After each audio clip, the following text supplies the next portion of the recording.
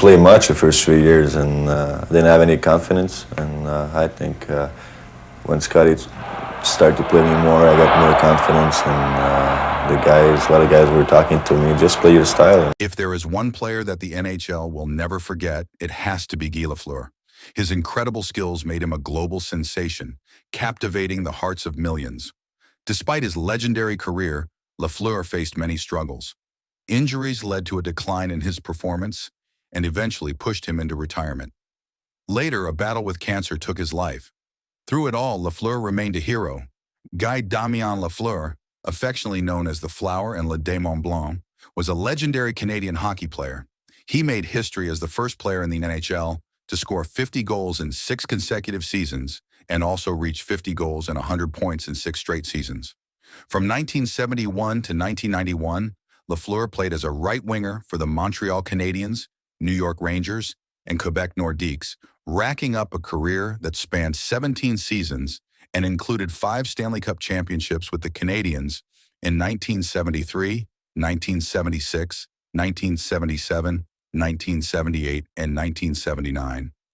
Lafleur was inducted into the Hockey Hall of Fame in 1988, recognized as one of the 100 greatest NHL players in 2017, and honored with the Order of Hockey in Canada in 2022. But behind this remarkable career is a story of great struggles. But before we dive into his story, make sure to subscribe. Lafleur's career took a tough turn during the 1980 or 81 season due to injuries that cut his playing time short. Before then, he had consistently scored 100 points and 50 goals in 6 straight seasons. However, that year, he only played in 51 games and scored 27 goals, marking the first time since the 1973-74 season that he didn't hit the 50-goal mark. It was a stark change, especially as rising stars like Mike Bossy and Wayne Gretzky began to overshadow him. On March 24, 1981, Lafleur had a frightening accident while driving home. He fell asleep at the wheel of his Cadillac and crashed into a highway fence. A metal post pierced through the windshield, barely missing his head and grazing his right ear. It was a close call that added to a challenging season. In September 2019, Lafleur faced serious health issues, starting with open-heart surgery where he had 5 bypasses. Just a couple of months later, in November, doctors removed a cancerous lobe from his left lung. Unfortunately, in October 2020, he was diagnosed with cancer in his right lung as well. Despite his health battles, Lafleur continued to be a beloved figure in hockey until he passed away on April 22, 2022, at the age of 70. His death came exactly 1 week after Mike Bossy, who also lost his battle with lung cancer. In honor of his legacy, Lafleur was given a national funeral on May 3, 2022, in Montreal, Quebec. His life and career were marked by incredible highs and challenging lows, leaving a lasting impact on the hockey world.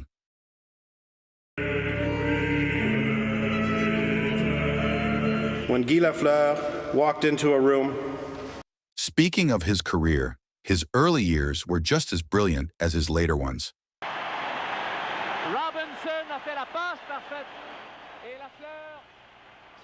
Lafleur was born on September 20, 1951, in the small town of Thurso, Quebec.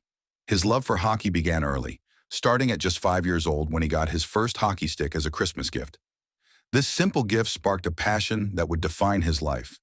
As a young player, Lafleur showed incredible talent, participating in the Quebec International Pee Wee Hockey Tournament for 3 straight years from 1962 to 1964. During this time, he set a tournament record by scoring 64 points, showcasing his skill even at a young age. As a teenager, Lafleur became a rising star with the Quebec Remparts in the Quebec Major Junior Hockey League. He led the team to victory in the Memorial Cup in 1971, scoring an astonishing 130 goals during the regular season. His incredible performance on the ice earned him the nickname Le Turbo de Thurso, a nod to his speed and talent, given by Radio-Canada broadcaster Jean-Bernard Ramville. Throughout these early years, Lafleur looked up to hockey legends like Jean Béliveau and Bobby Orr, who inspired him as he carved out his own path in the sport. In the lead-up to the 1971 NHL amateur draft, Lafleur and fellow Quebec native Marcel Dion were considered the top prospects. Montreal Canadiens general manager Sam Pollock was determined to secure one of the top 2 picks to get his hands on one of these talented players. Pollock cleverly negotiated a trade with California Golden Seals owner Charlie Finley, exchanging Montreal's 1970 first-round pick and veteran player Ernie Hick for the Seals' 1971 first-round pick and Francois Lacombe. This trade proved to be a smart move for Pollock, as the Seals finished last in the league, giving Montreal the first overall pick. When draft day arrived, Pollock faced a tough decision between the 2 star prospects. After much consideration, he decided to select GuyLafleur as the first overall pick, believing in Lafleur's potential to become a key player for the Canadiens. This choice would go down as one of the most significant decisions in the history of the NHL, as Lafleur went on to have a stellar career with the Canadiens. He then became a one-of-a-kind player.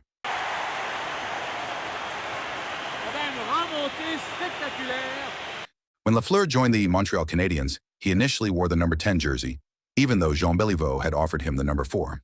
Béliveau had a change of heart and advised Lafleur, "Don't try to be a second Jean Béliveau. Be the first Guy Lafleur. Take a number and make it your own." Lafleur faced a tough start, receiving limited ice time as a rookie due to the team's depth of veteran talent. In his first 3 seasons, he struggled to meet the high expectations, especially compared to Marcel Dionne, who became an immediate star for the Detroit Red Wings and led his team in scoring. However, by the 1974-75 season, Lafleur had found his rhythm. He developed a smooth skating style and a keen scoring touch, which quickly made him one of the most popular players on a team full of stars. Whenever he touched the puck, fans would chant, "Guy, Guy, Guy." His play was so unique and dynamic that Sportsnet described him as a Jackson Pollock painting on ice, a frenetic innovator who turned the simple act of skating with a puck into a masterpiece. Despite facing aggressive play from opponents who often hooked and slashed him, Lafleur never retaliated. Lafleur's personality off the ice was as vibrant as his play on it. He lived life at full speed, as described by his former teammate Réjean Houle. Guy lived 100 miles an hour, 100 miles an hour everywhere, 100 miles an hour when he went to Quebec in his car, 100 miles an hour on the rink, 100 miles an hour on Crescent St. His charisma made him a favorite among fans and the press. Michael Farber, a former sports columnist for the Montreal Gazette, noted, "Jean Béliveau was magisterial.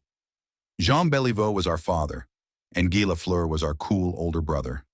Lafleur embodied the vibrant spirit of the 1970s with his loud clothing, sideburns, and outgoing personality.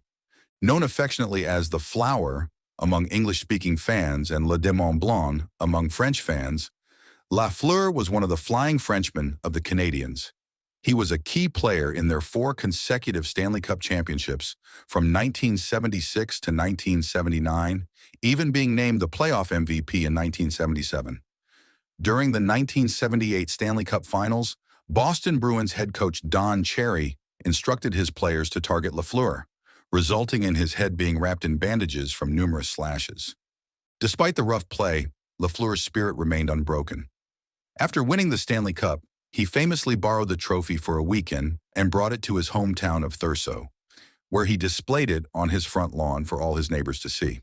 In 1979, Lafleur released an album titled Lafleur, featuring him reciting hockey instructions set to disco music. This unique project highlighted his playful and charismatic nature, making him even more beloved by fans.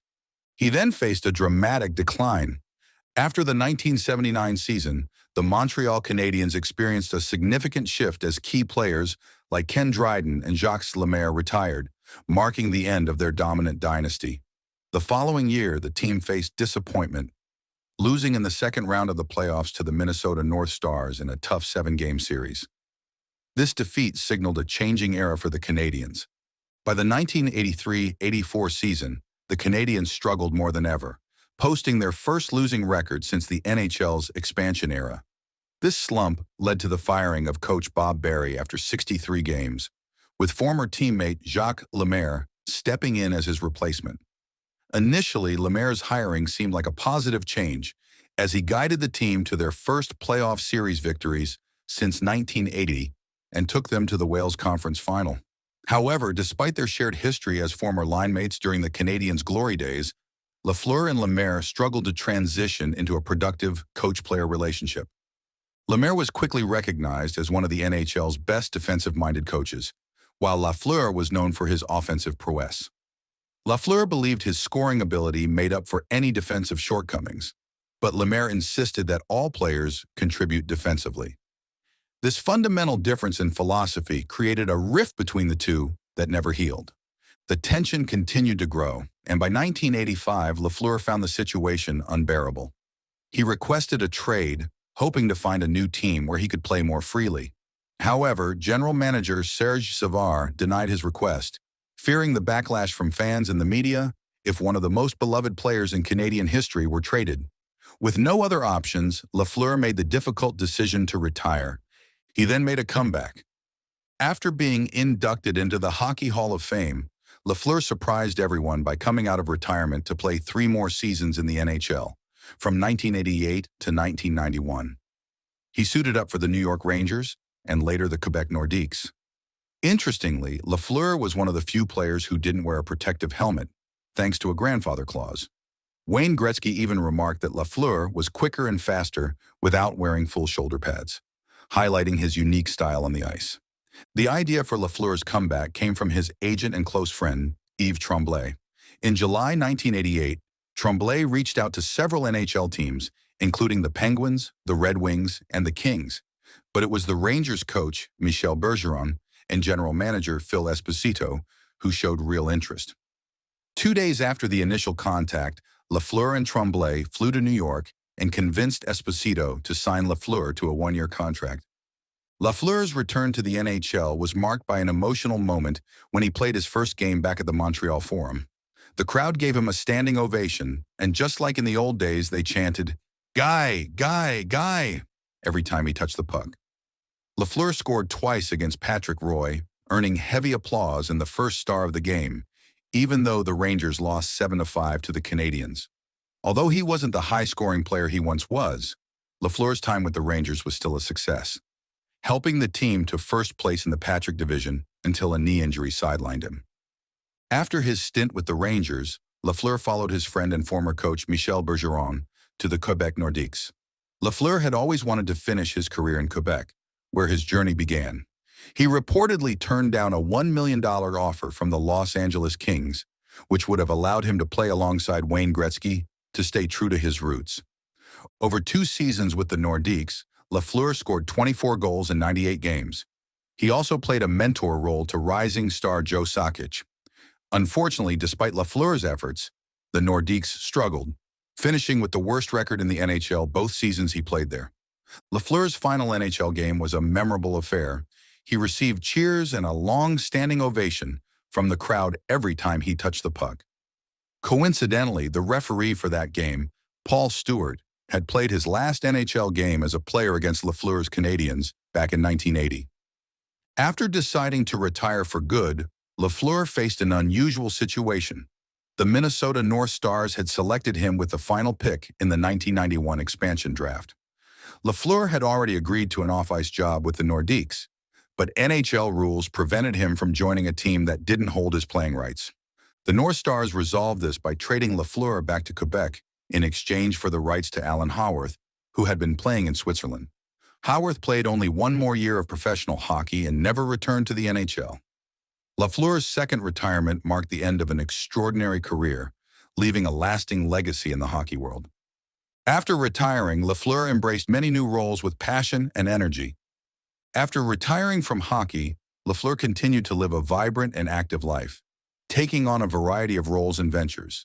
He was a licensed helicopter pilot and even co-owned a helicopter transportation company, adding a new dimension to his adventurous spirit.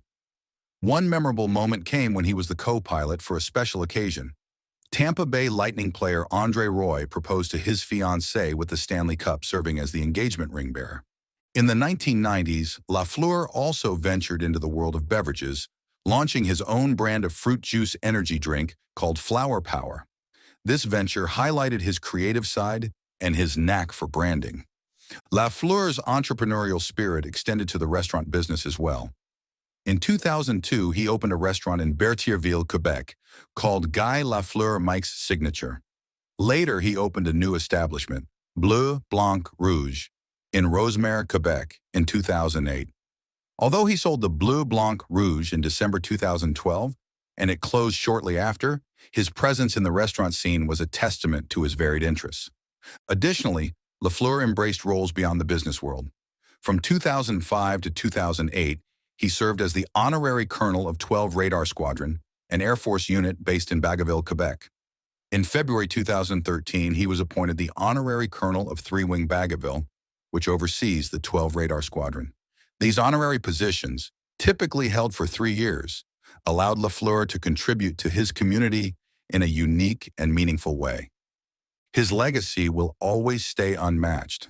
Lafleur holds an impressive legacy as the all-time leading scorer in Montreal Canadian history. Over his 14 years with the team, he accumulated 1,146 points, which includes 518 goals and 798 assists. This makes him the second highest goal scorer in Canadiens history, just behind Maurice "Rocket" Richard and the all-time leader in assists. Lafleur had an extraordinary run, leading the NHL in points for 3 consecutive seasons from 1976 to 1978. He tied with Steve Shutt for the Canadiens' record for goals in a single season, scoring 60 goals in the 1977-78 season. Lafleur also set the franchise record for points in a season with 136, achieved in 1976-77. He was a trailblazer in the NHL, becoming the first player in league history to score at least 50 goals and 100 points in 6 straight seasons, and he did it all as a Montreal Canadien. At one point, Lafleur was the fastest player to reach 1,000 points, accomplishing this milestone in just 720 games. Although that record has since been surpassed by Wayne Gretzky, Mario Lemieux, and a few others. He was a key member of the Canadian team in the 1976 and 1981 Canada Cup tournaments, and his standout performance in 1976 helped Canada win the Cup. His exceptional play earned him the Lou Marsh Trophy in 1977, which is awarded to Canada's top athlete. On February 16, 1985, Lafleur's jersey number 10 was retired by the Montreal Canadiens, making him the 5th player in the team's history to receive this honor. This was a significant moment, reflecting his incredible contributions to the team. Lafleur was also inducted into the Hockey Hall of Fame in 1988 and later into the Canadian Sports Hall of Fame in 1996. He joined a select group of players, including Gordie Howe and Mario Lemieux, who have returned to the NHL after being inducted into the Hall of Fame. In April 2001, Lafleur held a silent auction to sell most of his personal hockey memorabilia. The auction featured 122 items, including miniature NHL trophies, jerseys, pucks, sticks, and skates. Among the items sold were his 1977 Conn Smythe Trophy, the 1977 Hart Trophy, the puck from his first goal, and 4 of his 5 Stanley Cup rings. The sale brought in around $400,000, with Lafleur generously donating $20,000 to $25,000 to the Montreal Canadiens Foundation. In addition to the accolades from his playing career, Lafleur was honored as an Officer of the Order of Canada in 1980 and later became a Knight of the National Order of Quebec in 2005. He received the Golden Plate Award from the American Academy of Achievement in 1979, further recognizing his contributions to the sport. The Guy Lafleur Award of Excellence was introduced in 1985 to celebrate his remarkable achievements. In 1998, the Hockey News ranked him number 11 on their list of the 100 greatest hockey players, and in 2017, he was named one of the 100 greatest NHL players as part of the league's centennial celebration. In a special tribute to his legacy, the Quebec Major Junior Hockey League retired Lafleur's number 4 across the league, starting with the 2021-22 season. Most recently in 2022, Lafleur was named to the Order of Hockey in Canada, and on May 4, 2023, Quebec Autoroute 50, which runs through his hometown of Thurso, was renamed in his honor, ensuring that his legacy will be remembered for generations to come. Few people have lived an exemplary life like Lafleur. From an early age, Lafleur showcased remarkable talent on the ice, rising to become one of the greatest hockey players of all time. His career with the Montreal Canadiens was nothing short of legendary, with numerous awards and record-breaking achievements. He led the NHL in points during 3 consecutive seasons, from 1976 to 1978, and set records that showcased his incredible skill and consistency. Lafleur's success wasn't confined to the NHL. He also excelled on the international stage, contributing to Canada's victory in the 1976 Canada Cup. His impact on the sport earned him numerous honors, including induction into the Hockey Hall of Fame and the Canadian Sports Hall of Fame. He was celebrated with a retired jersey number and was named one of the 100 greatest NHL players in 2017. However, Lafleur's life was not without its challenges. He faced injuries that affected his performance and ultimately led to his retirement. Despite a triumphant return to the NHL, his later years were marked by personal battles, including a fight with cancer. These struggles highlighted the resilience required to navigate life's ups and downs. Lafleur's story is a powerful reminder of the different chapters everyone faces. His achievements and bravery through tough times show a life lived to the fullest, marked by great successes and hard challenges. His legacy lives on not just through his records and awards, but also through his lasting spirit and the impact he made beyond the hockey rink.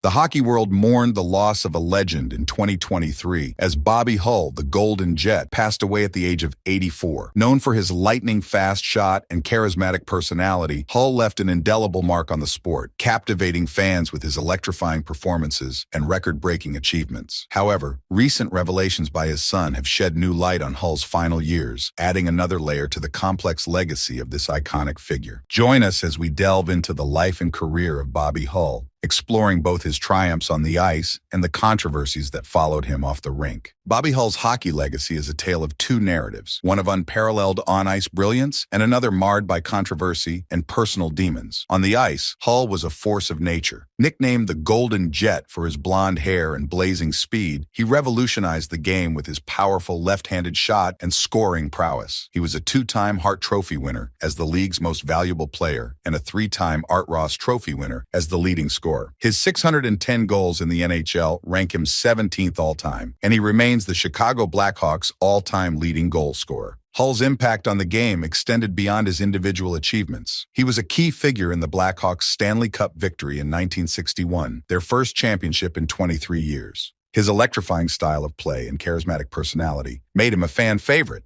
drawing crowds to arenas across North America. In 1972, Hull made a controversial move to the newly formed World Hockey Association, WHA, signing a then-record $1 million contract with the Winnipeg Jets. His decision to jump to the rival league sent shockwaves through the NHL and helped legitimize the WHA as a competitor. Hull continued to excel in the WHA, winning 2 championships and 2 scoring titles. Hull's return to the NHL in 1979, after the WHA folded, was met with mixed reactions. Some fans welcomed him back as a prodigal son, while others criticized him for his perceived betrayal of the league. Nevertheless, Hull continued to play at a high level, adding another 93 goals to his NHL total before retiring in 1981. Off the ice, Hull's legacy is more complicated. He faced numerous allegations of domestic abuse and violence, which tarnished his reputation and cast a shadow over his accomplishments. He also made controversial statements on race and politics, further alienating some fans and tarnishing his image. Despite the controversies, Hull's impact on the game of hockey is undeniable. He was a pioneer, a trailblazer, and a generational talent. He redefined the role of the power forward, paving the way for future generations of players. His legacy is a complex one, but his contributions to the sport cannot be overlooked. In the wake of Bobby Hull's passing, his son, Brett Hull, a celebrated NHL player in his own right, revealed intimate details about his father's final years and the circumstances surrounding his death. The revelations, shared in interviews and social media posts, painted a poignant picture of a man grappling with dementia and the physical toll of a life lived on the ice. Brett Hull disclosed that his father had been diagnosed with dementia some time ago, a condition that gradually eroded his memory and cognitive abilities. He described his father's decline as heartbreaking, witnessing the once vibrant and charismatic hockey legend struggle with everyday tasks and lose touch with the world around him. In the weeks leading up to his death, Bobby Hull's health deteriorated rapidly. He was hospitalized for several days, battling complications related to his dementia. Brett Hull revealed that his father passed away peacefully in his sleep, surrounded by family and loved ones. The revelations about Bobby Hull's dementia and the circumstances of his death have sparked a wave of sympathy and condolences from the hockey community and fans worldwide. It has also prompted reflection on the long-term effects of head injuries in contact sports like hockey, with some speculating that Hull's condition may have been linked to the countless hits and concussions he sustained during his career. Brett Hull's openness about his father's struggles has also opened up a conversation about the importance of support and care for those living with dementia. He has spoken candidly about the challenges of caring for a loved one with the disease and the emotional toll it takes on families. While the revelations about Bobby Hull's final years have added a layer of sadness to his legacy, they have also humanized the hockey icon, reminding us that even the most celebrated figures face vulnerability and mortality. His son's decision to share these intimate details has sparked a broader discussion about the importance of compassion, understanding, and support for those living with dementia and their families. Bobby Hull's legacy is marred by numerous controversies and personal struggles that have tarnished his image as a hockey icon. Throughout his life, Hull faced allegations of domestic abuse from two of his wives. His second wife, Joanne, accused him of physical violence, including an incident where he allegedly beat her with a steel-heeled shoe. His third wife, Deborah, also filed charges of assault, but later dropped them. These allegations have cast a dark shadow over Hull's personal life and sparked debates about separating an athlete's on-ice achievements from their off-ice behavior. In addition to the domestic abuse allegations, Hull made controversial statements in a 1998 interview with the Moscow Times, expressing admiration for Adolf Hitler and his supposed good ideas. While Hull later denied these comments and claimed he was misquoted, the incident further damaged his reputation and alienated many fans. These controversies have led to a reevaluation of Hull's legacy, with some arguing that his personal conduct should not overshadow his contributions to the sport, while others believe that his actions off the ice are inextricably linked to his overall legacy. The passing of Bobby Hull in 2023 has left the hockey world grappling with a complex and multifaceted legacy. While his on-ice achievements are undeniable, his off-ice controversies and personal struggles cast a long shadow over his career. The recent revelations by his son, Brett, have added another layer of complexity to the narrative, shedding light on Hull's final years and the toll dementia took on him. In reflecting on Bobby Hull's life, it's important to acknowledge both the brilliance of his hockey career and the darkness of his personal life. He was a true trailblazer on the ice, revolutionizing the game with his speed, skill, and scoring prowess. He inspired countless young players with his electrifying performances and helped grow the sport's popularity. His records and achievements are a testament to his exceptional talent and dedication to the game. However, we cannot ignore the pain and suffering caused by his actions off the ice. The allegations of domestic abuse and his controversial statements on sensitive issues are a stark reminder that even our heroes can have flaws and make mistakes. It is important to hold individuals accountable for their actions, even as we acknowledge their accomplishments. As we remember Bobby Hull, let us celebrate his on-ice brilliance while acknowledging the complexities of his personal life. Let us use his story as a reminder that even the most celebrated figures are human, capable of both greatness and fallibility. By confronting the uncomfortable truths about his past, we can foster a more honest and nuanced understanding of his legacy. In remembering Bobby Hull, we also honor the countless lives he touched through his contributions to the sport of hockey. He inspired generations of players and fans, leaving an indelible mark on the game. Let us cherish his on-ice brilliance, learn from his mistakes, and continue to support those affected by the issues he struggled with in his personal life. Bobby Hull's life was a tapestry of triumphs and tribulations. He was a hockey legend, a beloved figure to many, and a source of pain and controversy for others. As we reflect on his life and career, we must confront the full spectrum of his legacy. Let's continue the conversation. Share your thoughts in the comments below. How do you reconcile Bobby Hull's achievements on the ice with his off-ice controversies? How should we remember him? Let's engage in a respectful dialogue and strive for a deeper understanding of this complex figure and the impact he had on the sport of hockey.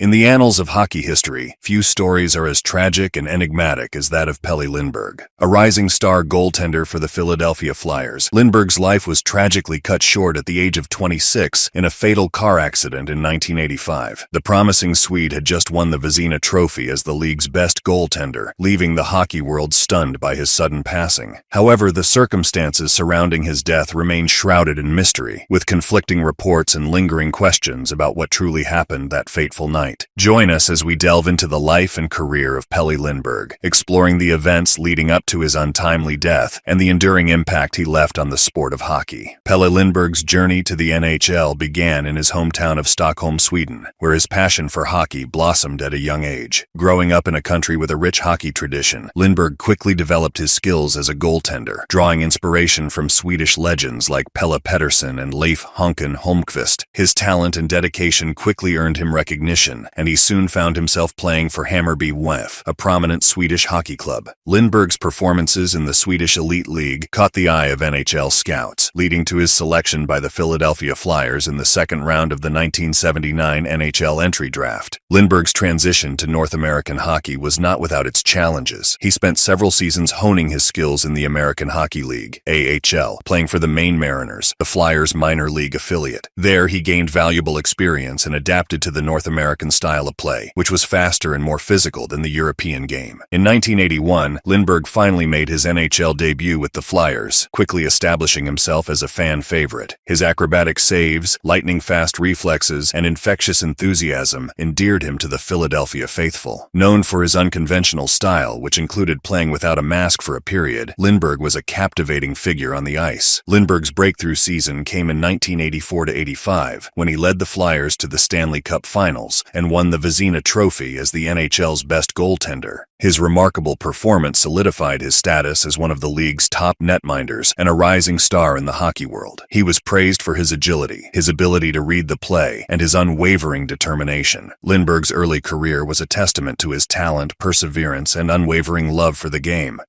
His journey from Stockholm to Philadelphia was marked by hard work, dedication, and a willingness to adapt to new challenges. He had quickly become a beloved figure in the hockey world, with a bright future ahead of him. The early morning hours of November 10, 1985, would forever be etched in the memories of Philadelphia Flyers fans and the hockey world at large. It was a time of celebration for the team, coming off a recent victory and with their next game days away. A team party was held at the Coliseum, their practice facility in Voorhees Township, New Jersey. Among the revelers was Pelle Lindbergh, the team's charismatic and talented goaltender. As the night wore on, Lindbergh, known for his fun-loving personality, continued to celebrate with teammates and friends. Around 5 a.m., he left the Coliseum in his customized Porsche 930 Turbo, a powerful sports car he was known to enjoy. Accompanied by 2 passengers, he headed towards his home in nearby Marlton. Tragically, just a few miles from the Coliseum, Lindbergh lost control of his vehicle on a curve along Summerdale Road. The Porsche careened off the road, smashing head-on into a concrete wall in front of an elementary school. The impact was devastating. Emergency responders arrived at the scene to find a horrific sight. The car was mangled, and Lindbergh was trapped inside, critically injured. His passengers, though also injured, were able to escape the wreckage. Lindbergh was rushed to the hospital, but his condition was dire. Despite the best efforts of medical professionals, Lindbergh's injuries proved to be insurmountable. He had suffered severe head trauma and internal injuries. After hours of desperate attempts to save his life, he was declared brain dead. On November 11, 1985, with his family by his side, Pelle Lindbergh was taken off life support and pronounced dead. He was 26 years old. The news of Lindbergh's death sent shockwaves through the hockey community. The Flyers organization, his teammates, and fans around the world were devastated by the loss of such a promising young talent. The tragedy was compounded by the fact that Lindbergh had been driving under the influence of alcohol. His blood alcohol level was later determined to be 0.24%, well above the legal limit. The circumstances surrounding the accident raised questions and fueled speculation. Some wondered if fatigue, combined with alcohol consumption, had impaired Lindbergh's judgment. Others questioned the safety of the high-powered sports car he was driving. Regardless of the contributing factors, the result was a devastating loss for the hockey world and a stark reminder of the consequences of drunk driving. The aftermath of Pelle Lindbergh's death was a time of profound grief and reflection for the Philadelphia Flyers organization and the entire hockey community. The team struggled to cope with the loss of their star goaltender, both emotionally and on the ice. The Flyers, who had been Stanley Cup contenders, faltered in the wake of Lindbergh's passing, failing to reach the finals again until 1987. Lindbergh's death had a profound impact on his teammates, many of whom struggled with feelings of guilt and sadness. The tragedy served as a stark reminder of the fragility of life and the importance of cherishing every moment. The Flyers organization established the Pelle Lindbergh Memorial Fund, dedicated to promoting sober driving and supporting research on alcohol-related accidents. Despite the pain and sorrow, Lindbergh's legacy lived on. He was posthumously awarded the Masterton Trophy for perseverance, sportsmanship, and dedication to hockey. His number 31 jersey was retired by the Flyers, and his memory continues to be honored by the team and its fans. Lindbergh's untimely death also sparked a greater awareness of the dangers of drunk driving, not only within the hockey community, but also in society as a whole. His story served as a cautionary tale, reminding people of the devastating consequences that can result from irresponsible choices. Today, Pelle Lindbergh's legacy is one of both triumph and tragedy. He is remembered as a talented goaltender who brought joy to fans with his acrobatic saves and infectious enthusiasm. His death, though shrouded in sadness, also serves as a reminder of the importance of responsible behavior and the need to protect those we love. The circumstances surrounding Pelle Lindbergh's death remain shrouded in mystery, fueling speculation and debate even decades later. The official police report concluded that the accident was caused by Lindbergh's intoxication and excessive speed. However, some have questioned the accuracy of the blood alcohol test results and raised doubts about the official narrative. Rumors and conspiracy theories have swirled around the incident, with some suggesting that Lindbergh may have been racing another car or that there were other factors involved in the crash. Others have pointed to Lindbergh's reputation as a free spirit and his penchant for living life on the edge as potential contributing factors. Despite the numerous investigations and analyses, the truth about what happened that fateful night may never be fully known. The lack of definitive answers has only added to the mystique surrounding Lindbergh's death, making it a subject of ongoing fascination and speculation among hockey fans and true crime enthusiasts alike. The mystery of Pelle Lindbergh's death serves as a reminder of the fragility of life and the unpredictable nature of fate. It also underscores the importance of responsible behavior and the devastating consequences that can result from a single moment of recklessness. Pelle Lindbergh's life and career, though tragically cut short, serve as a powerful reminder of the importance of responsible choices and the enduring impact one individual can have on a sport and its community. His legacy as a talented goaltender and a beloved teammate lives on, inspiring generations of hockey players and fans. We invite you to share your thoughts and memories of Pelle Lindbergh in the comments below. Let's celebrate his life, honor his memory, and continue the conversation about responsible behavior and the importance of making smart choices. Remember, we can all make a difference by promoting awareness of the dangers of drunk driving and supporting initiatives like the Pelle Lindbergh Memorial Fund. Try to combine. Duff took his pass. Away he goes down the left wing, over the blue line, closing in. Gives score!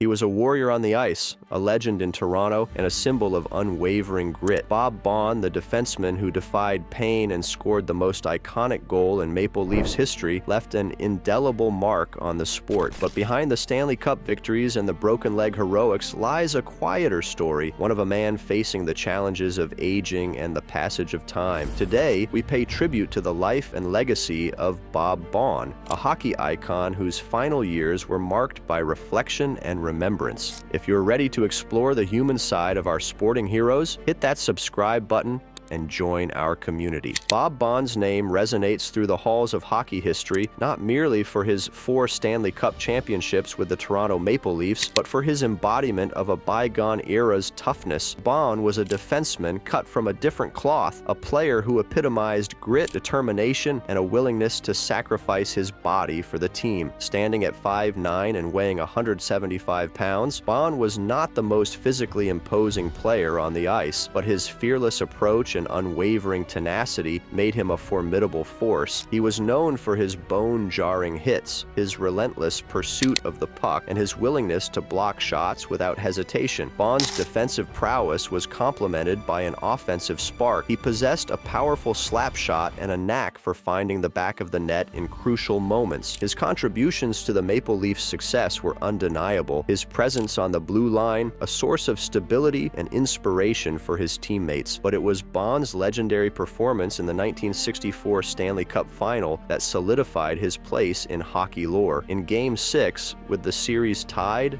and the Leafs facing elimination, Bond suffered a broken ankle late in the third period. In an act of sheer willpower, he returned to the ice in overtime, scoring the game-winning goal and propelling an iconic moment. He was a four-time Stanley Cup champion, a respected leader, and a beloved figure in Toronto. His contributions to the Maple Leafs and his unwavering dedication to the game have earned him a permanent place in the hearts of hockey fans around the world. The 1964 Stanley Cup Final, a clash between the Toronto Maple Leafs and the Detroit Red Wings, was already a tense and hard-fought battle, but Game 6 would etch itself into hockey lore, not just for the outcome, but for the sheer grit and determination displayed by one player, Bob Baun. The Leafs were down 3-2 in the series, facing elimination on home ice. Tensions were high, the atmosphere electric. Late in the third period, disaster struck for Baun. A Gordie Howe slap shot ricocheted off his ankle, fracturing the bone. The pain was excruciating, but Baun, ever the warrior,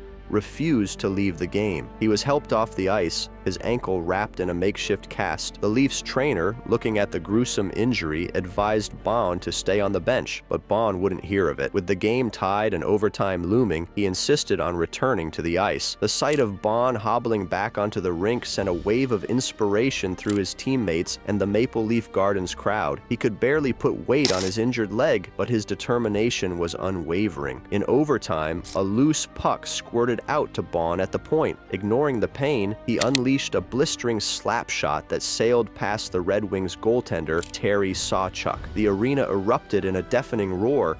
The Leafs had tied the series, and Baun had etched his name in hockey history. The broken leg game became synonymous with Baun's legacy, a symbol of his unwavering courage and selflessness. It was a moment that transcended hockey, capturing the essence of sportsmanship and the unyielding will to win. Baun's refusal to quit, his willingness to put his body on the line for his team, epitomized the grit and determination that defined his career. The image of Baun hobbling on one leg, raising his arms in triumph, is forever etched in the minds of hockey fans. It's a reminder that true heroes are not defined by their physical abilities, but by their character, their resilience, and their unwavering commitment to their teammates and the game they love. Baun's legendary overtime goal is a testament to the enduring power of the human spirit, a moment that continues to inspire awe and admiration even decades later. The roar of the crowd, the clash of sticks, the thrill of victory, these were the defining elements of Bob Baun's life for over 2 decades. But when the final buzzer sounded on his hockey career, a quieter chapter began. Initially, Baun tried his hand at farming, a venture that allowed him to reconnect with his rural roots. He purchased a sprawling cattle ranch in Pickering, Ontario, embracing the challenges and rewards of agricultural life. However, the allure of the rink proved too strong, and he soon returned to the hockey world, albeit in a different capacity. Baun briefly coached the Toronto Toros in the World Hockey Association, but the experience was short-lived and less than fulfilling. He realized that his true passion lay not in coaching, but in connecting with people. He embarked on a series of ventures, including car sales, real estate, and insurance, utilizing his natural charm and charisma to build relationships and forge successful careers. Eventually, Baun found his niche in the world of franchising. He opened a Tim Hortons in Pickering, a venture that allowed him to combine his entrepreneurial spirit with his love for his community. The coffee shop became a gathering place for locals, a hub of warmth and conversation where Baun's friendly smile and genuine interest in others shone through. His success with the Tim Hortons franchise was a testament to his business acumen and his ability to connect with people on a personal level. He later opened another location in nearby Ajax, further solidifying his presence in the community. Bond's post-hockey life was a far cry from the high-stakes world of professional sports. It was a life marked by quieter pursuits, meaningful connections, and a deep appreciation for the opportunities hockey had provided him. He may have stepped away from the rink, but his legacy as a champion and a beloved figure in Toronto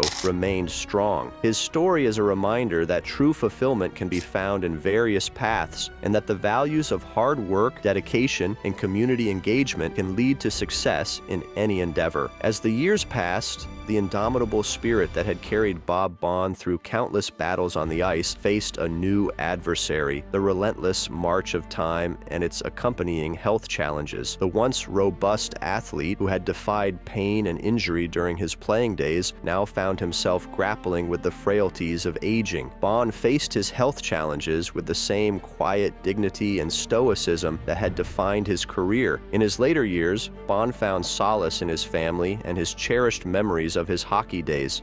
Despite the physical challenges he faced, Bond's spirit remained strong. He embraced the opportunity to reflect on his life, cherishing the friendships he had forged, the victories he had achieved, and the lessons he had learned along the way. He found joy in spending time with his family, sharing his wisdom and experiences with his children and grandchildren. Bond's final years were a testament to the enduring power of the human spirit. He faced his health challenges with courage and grace, never losing his sense of humor or his love for the game. His passing in 2023 marked the end of an era, but his legacy lives on, inspiring generations of hockey players and fans to embrace the values of hard work, dedication, and unwavering perseverance. Bob Bond's journey from hockey glory to a life of quiet reflection is a testament to the enduring power of the human spirit. He leaves behind a legacy of courage, determination, and unwavering love for the game. What are your favorite memories of Bob Bond? Share your thoughts in the comments below, and let's celebrate the life of a true hockey legend.